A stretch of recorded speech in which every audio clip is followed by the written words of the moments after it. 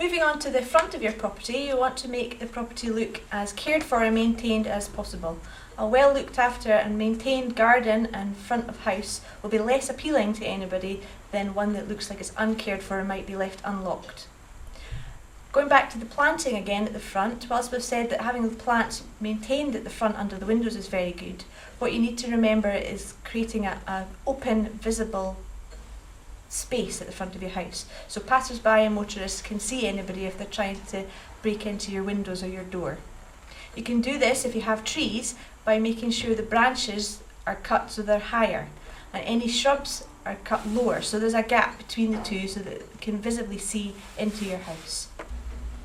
One of the other things that you can do at the front of your property is lay a layer of gravel, either on your path or your driveway or both. This provides a noisy, crunchy deterrent which will alert the householder if anybody unwelcome is coming and sneaking around the house. This can also be good positioned around the sides of your house and under windows. What you need to do is make sure you've got quite a thick layer so that it provides a crunchy noise. Getting closer to the house, the idea is to have lighting. Now there's different types of lighting. You can have a lighting at the front door, which, whilst it's good for you when you're coming in and out of your house, is also a deterrent. Dusk till dawn lights are very effective. These will come on as soon as it gets dark, and then if somebody walks up the driveway to your house, they'll come on a bit brighter. This initially gives the impression that you're at home because the light will be on, but also deters people because the light comes on brighter when you walk up the driveway, alerting any neighbours and yourself that somebody's coming to your house. The next kind of lighting you can have is also a motion sensor one, but can be placed around the more vulnerable areas of your house at the sides and at the rear. What you need to remember with these ones is to locate them as high as possible to avoid anybody tampering with them and knocking them off.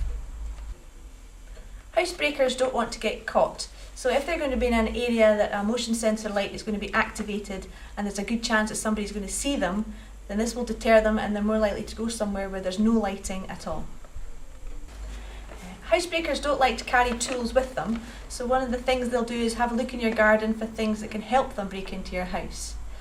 Ideally keep any ladders locked away. If you have to keep them in your garden, then use a bike lock to padlock them together so they can't be used. Your shed, keep it locked at all times so they can't get in to get your tools to break into your house. Whilst fences can be an excellent deterrent, one of the things you need to remember is how people can get access around the side of your house. If you have a low gate, this can be climbed easily.